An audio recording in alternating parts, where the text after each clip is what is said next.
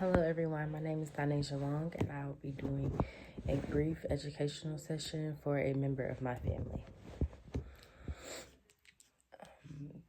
My family member is a white non-Hispanic female with 2 preschool age children, and they have a single family household. The initials for them, the mother is KR, the oldest son is KMAR, and then the youngest son is KDAR. So, KR, you are in the 6th Erikson stage of development because you are 25 years old. And this stage of development is called intimacy versus isolation. You are considered to be a young adult. The name is kind of self-explanatory. During this stage, people develop the ability to form intimate relationships. When intimate relationships are not formed during this stage, then isolation or emotional distancing occurs. Intimacy can have different meanings. It could be in a sexual manner, or it could be in a platonic, interpersonal relationship, such as like friends or family. This stage of life is important because humans desire relationships and companionship with others, and there are various benefits of intimacy, including being able to count on others, sharing feelings of happiness, sharing in general, a sense of closeness, and the pleasure of giving and receiving emotional support from others. Isolation, however, can cause harm to individuals mentally and physically. Some examples of this include anxiety, depression, cognitive decline, dementia, hypertension, heart disease, obesity, and a weakened immune system.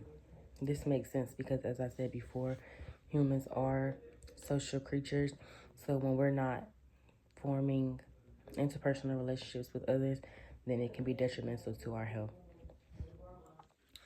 KMAR and KDAR are both preschool age children, 4 and 5 years old, so they are in the initiative versus guilt Erikson stage of development. And during this stage, children like to try new things and may feel guilty if they don't succeed. Children in this stage like to assert their power and control over the world through directing play and other social interactions.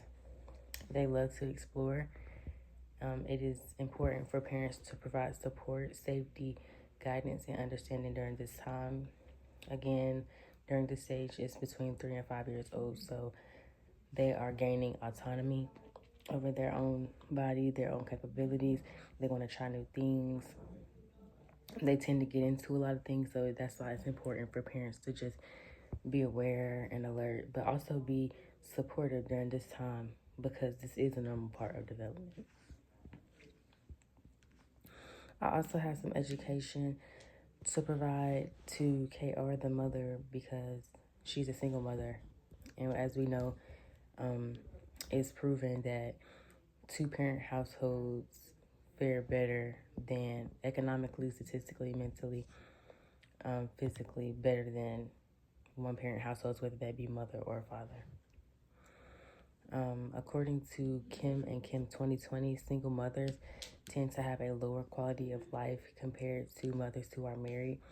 This is even more prevalent when the single mother is of a younger age, has a lower education attainment, and low income.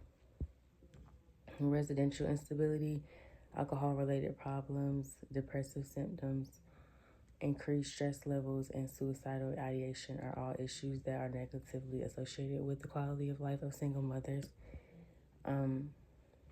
This makes sense because especially those that are like teen pregnancies and things like that, they're not even fully developed physically or mentally. So to be bearing a child and bring another child into the world, of course, it can be detrimental to their health. They most likely don't have this higher education attainment because they are younger. So they might not be able to get jobs that can support them and a child. There are interventions and steps that can be taken to combat these issues. These include joining a support group for single mothers, engaging in effective coping and stress techniques such as deep breathing, taking walks outdoors, listening to calming music, taking time out for yourself to just do things, get your nails done, get your hair done, group counseling, etc. And these are just a few. And of course, these things aren't going to wipe away all the problems of single motherhood, but it can help.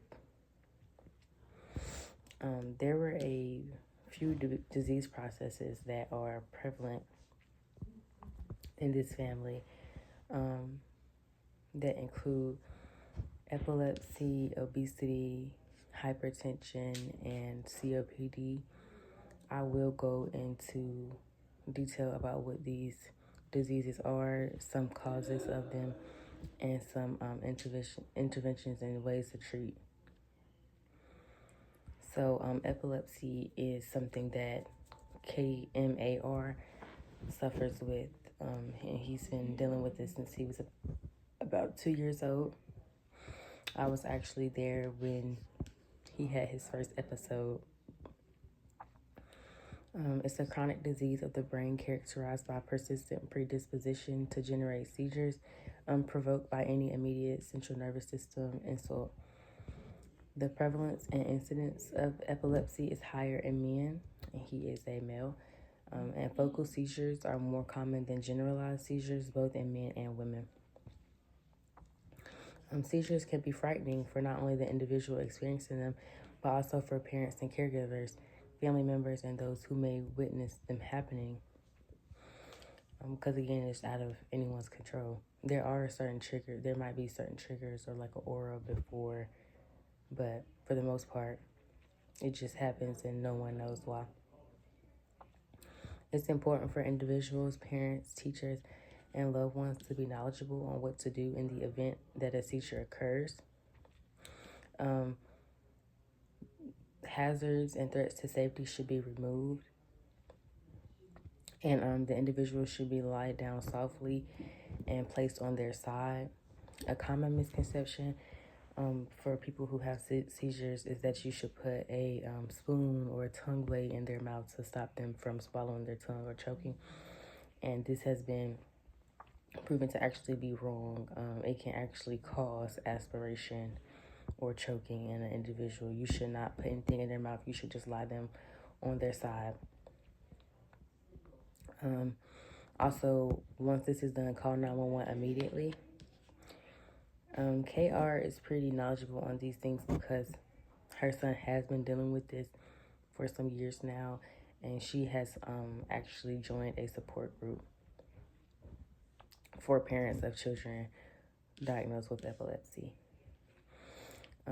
Obesity is another disease process in the family. This is very common all throughout the United States because we have access to many unhealthy foods, fast food restaurants, etc. And she said she would like to be educated on ways to eat healthier and lose weight.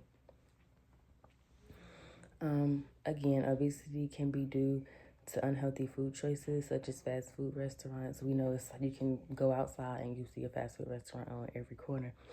That's just how it is in this country, and it makes it easy to get into unhealthy eating habits, sedentary lifestyle, not getting any physical activities, lying around, overeating, genetic factors, stress, and certain medications can even cause obesity. One example is steroids because they cause you to gain weight. And it also raises glucose levels in the body.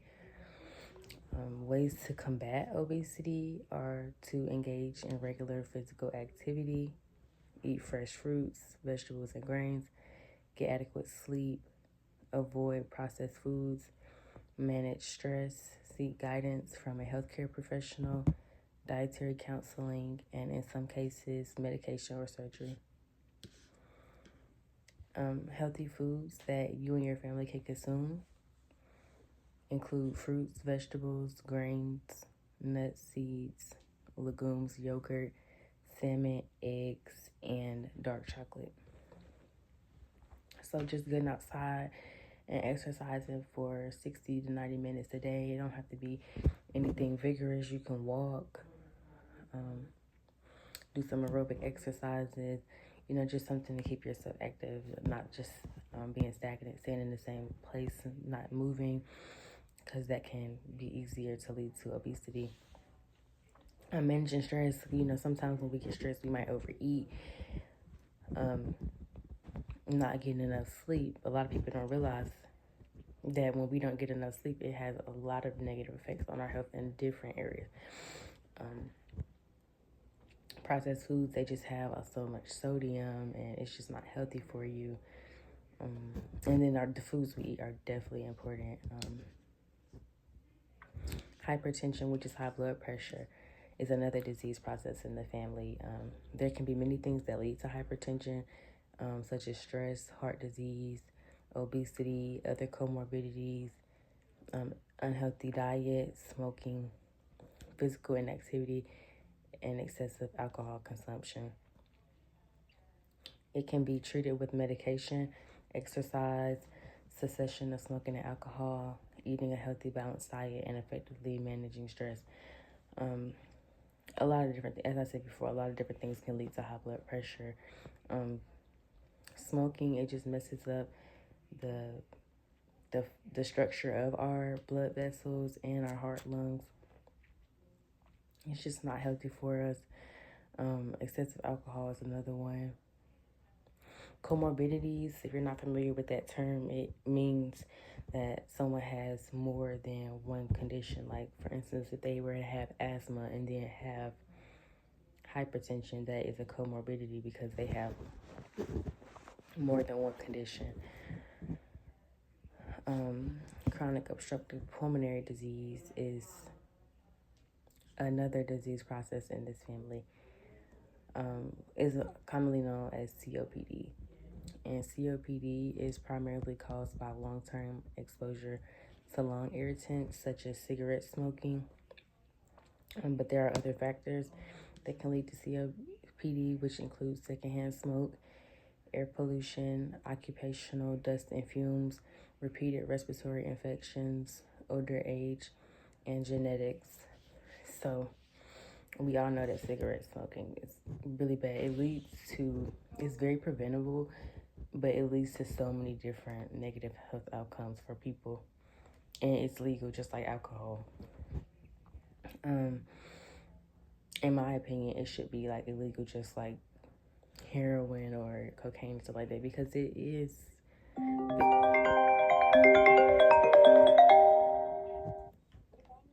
I'm gonna have to call you back. You just interrupt my video. I love you too. I'm so sorry. I was saying that, oh yeah, I feel like in my opinion, it should be illegal just like any other substance, because it might not be as harmful right then and there, but over time, it leads to so many different things, so many different health conditions that people are living with, and they have to live with them for the rest of their life. But it's legal. And it says secondhand smoke, so you don't even have to be smoking, and you're still getting COPD from other people smoking. So that's why it's important for us not to be in houses, cars, environments where there's smoke going on. And sometimes it's unavoidable, but it's still bad. And I just had a few educational things I wanted to say to KR, because she is a single mother, and a lot of the responsibilities of child rearing and transportation, taking them to school, falls on herself. So I was just thinking that I should give some suggestions so we could come up with a plan together. And you can do this with me, KR, or you can do it with someone else that you trust, or in a healthcare professional. And this is just about things, just thinking about things that you would do just in case something were to happen to you. Do you have anyone that will be able to take care of your children if you weren't here? Or even things that aren't as permanent, like what if something were to happen to your car?